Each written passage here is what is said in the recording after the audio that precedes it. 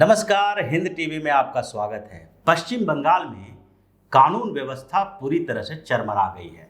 अब पश्चिम बंगाल के मुख्यमंत्री ममता बनर्जी से वहां की व्यवस्था चल नहीं रही है। वो पूरी तरह से बौखला गई हैं क्योंकि पूरी कानून व्यवस्था अब हाई कोर्ट के हवाले हो गया है। हर मामले में हाई कोर्ट निर्देश देती है और अभी स्थिति ये है कि पश्चिम बंगाल में कई ऐसे मामले हैं जिसकी जांच सीबीआई कर रही है क्योंकि कलकत्ता हाई कोर्ट को पश्चिम बंगाल की पुलिस के ऊपर भी भरोसा नहीं है। यानी कानून व्यवस्था के स्तर पर पश्चिम बंगाल की स्थिति जो है ऐसी हो गई है कि अब हो सकता है कि हाई कोर्ट ही ये आदेश दे दे कि पश्चिम बंगाल में अब राष्ट्रपति शासन लगाने के लिए अनुकूल परिस्थिति बन गई है। इसलिए ममता बनर्जी बैठकें ले रही हैं, परेशान हैं, बौखलाई हुई हैं और केंद्र सरकार के ऊपर लगातार आरोप लगा रही है कि केंद्रीय एजेंसी का इस्तेमाल पश्चिम बंगाल में किया जा रहा है। जबकि सच तो यह है कि जितने भी मामले की जांच पश्चिम बंगाल में सीबीआई कर रही है वो लगभग सबके लिए कलकत्ता हाई कोर्ट ने ही आदेश दिए हैं। अभी अगर इस बीच जो घटनाएं घटी है उसको देखेंगे तो पता चलेगा कि हर मामले में पीड़ित परिवार के लोग हाई कोर्ट की शरण लेते हैं और हाई कोर्ट को भी पुलिस के ऊपर भरोसा नहीं होता। ऐसा दिखाई देता है कि पुलिस मामले को रफा दफा करने में लगी है और इसलिए तत्काल ही सीबीआई के हवाले वो मामला सौंप दिया जाता है। इस मार्च से लेकर अभी तक की घटनाओं की बात करें तो सबसे पहले 15 मार्च के आसपास कांग्रेस के एक पार्षद तपन कंडू की हत्या हुई। इस हत्या से पूरे पश्चिम बंगाल में एक डर का माहौल बना क्योंकि एक पार्षद की हत्या चुनाव जीतने के कुछ समय बाद ही हो गई थी और इसमें टीएमसी के लोगों की भूमिका बताई जा रही थी। पार्षद की पत्नी हाई कोर्ट गई और उसके बाद हाई कोर्ट ने जब ये पूरे मामले को देखा तो पहली नजर में ही हाई कोर्ट को ये लग गया कि इस मामले में पुलिस अनदेखी कर रही है, सबूतों को से छेड़छाड़ कर रही है और पूरा का पूरा मामला रफा दफा करने की कोशिश कर रही है। इसीलिए इसको सीबीआई के हवाले कर दिया जाए।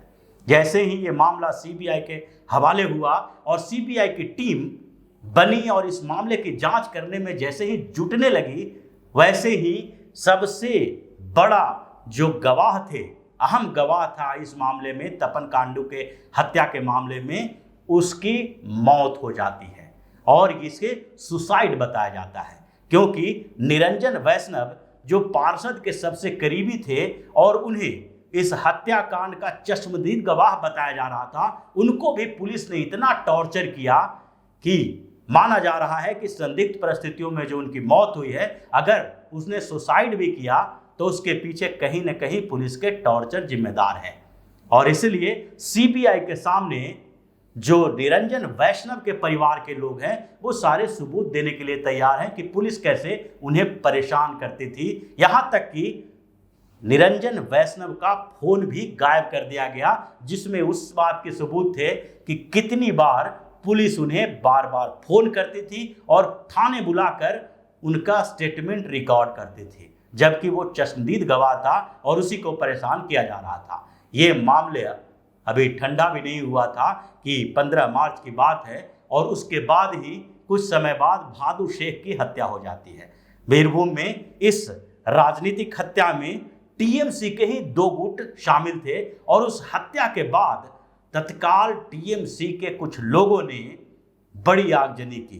रामपुर हाट के उस गांव में जहां पर हत्या हुई थी वहां पर जिंदा जला दिया गया 8 लोगों को। बहादुर शेख की हत्या में भी सीबीआई के जांच का आदेश हाईकोर्ट ने दिया और उसके बाद जो अग्निकांड हुआ था जिसमें मासूमों को जला दिया गया था उसकी जांच भी सीबीआई कर रही है क्योंकि दोनों मामला एक दूसरे से जुड़ा हुआ है। और इसके अलावा भी कई ऐसे मामले हैं जिसकी सीबीआई जांच कर रही है। अभी नादिया में एक बच्ची का रेप हुआ, यानी नाबालिग बच्ची के घर वालों ने आरोप लगाया कि वो पार्टी में गई थी और वहां से आने के बाद जो कंडीशन उसके रहे और उसके बाद उसकी मौत हुई है, वो बलात्कार का मामला बताया जा रहा है। इस मामले की जांच भी पश्चिम बंगाल की पुलिस कर रही थी और इसमें ममता बनर्जी ने शर्मनाक बयान दिया। उन्होंने कहा कि पुलिस की अभी जो इंक्वायरी हुई है उसमें लगभग ये पता चला है कि उस लड़की का रेप नहीं हुआ, उसका किसी के साथ अफेयर था और अफेयर के कारण वो प्रेग्नेंट हो गई थी और प्रेग्नेंट होने के बाद वो इस सदमे को बर्दाश्त नहीं कर पाई और उसने सुसाइड कर लिया। जिस तरह से ममता बनर्जी ने बेशर्मी के साथ बोला, उसके बाद उनके खिलाफ मीडिया से लेकर राजनीतिक गलियारे तक उनकी आलोचना हुई और राष्ट्रीय महिला आयोग ने भी ममता बनर्जी को नोटिस भेजा है। अब कलकत्ता हाईकोर्ट के हस्तक्षेप से ही इस मामले की जांच भी सीबीआई करेगी।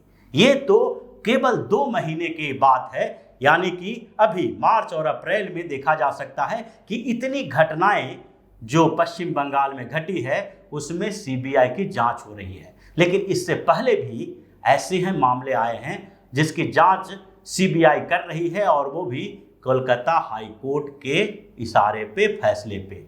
इससे पहले जब पश्चिम बंगाल में चुनाव हुआ था और पश्चिम बंगाल विधानसभा चुनाव के बाद ममता बनर्जी की पार्टी की जीत हुई और जीत होने के बावजूद टीएमसी के लोग इस बात के लिए परेशान थे कि आखिरकार भारतीय जनता पार्टी को इतनी सीटें मिल कैसे गई।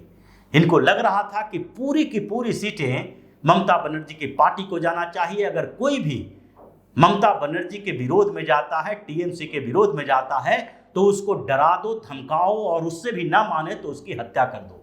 इसी में जब पोस्ट पोल वायलेंस की बात आई, यानी कि गांव के गांव में तांडव मचाया गया, टीएमसी के कार्यकर्ताओं, गुंडों ने मिलकर गांव के गांव में जहां जहां भारतीय जनता पार्टी के वोट पड़े थे वहां पर हत्याएं की गई, उनको मारा पीटा गया, धमकाया गया और उसके बाद वहां से लोगों ने पलायन करना शुरू कर दिया। वहां से कुछ लोग झारखंड की तरफ गए, कुछ लोग उड़ीसा की तरफ गए और कई गांवों में लोग भाग के चले गए। इसके बाद इसकी जांच के लिए मानवाधिकार आयोग की टीम बनाई गई। कलकत्ता हाईकोर्ट के निर्देश पर इसकी फैक्ट फाइंडिंग टीम ने जो रिपोर्ट दिए, उसके बाद हाई कोर्ट ने इसकी जांच के आदेश भी दिए कि सीबीआई इसकी जांच करेगी और वो मामला भी अभी सीबीआई के हवाले है। इससे पहले भ्रष्टाचार के भी कई मामले हैं जिसमें सीबीआई जांच कर रही है और वो मामला एक शिक्षा घोटाला का भी है। पूर्व शिक्षा मंत्री पार्थ चटर्जी के ऊपर भी मामला दर्ज है और जिसकी जांच सीबीआई कर रही है, जिसमें शिक्षक भर्ती में घोटाले की बात सामने आई। कई ऐसे मामले हैं जिसमें लॉ एंड ऑर्डर के मामले में ममता बनर्जी की सरकार पूरी तरह से विफल रही है और अब ऐसा लग रहा है कि वहां का कानून व्यवस्था हाई कोर्ट के हवाले ही हो गया है। अगर किसी भी छोटे मोटे बड़े मामले में जो जांच अगर वहां की पुलिस करती है तो वहां के लोगों का भरोसा खत्म हो गया है। वहां के लोग को पुलिस के ऊपर भरोसा नहीं रहा। उनको लगता है कि हमारे साथ न्याय केंद्रीय एजेंसी ही कर सकती है, कोर्ट ही कर सकती है, क्योंकि पुलिस तो ममता बनर्जी की मुट्ठी में है और जो भी ऐसे कांड हो रहे हैं उसमें टीएमसी के लोग ही शामिल हैं।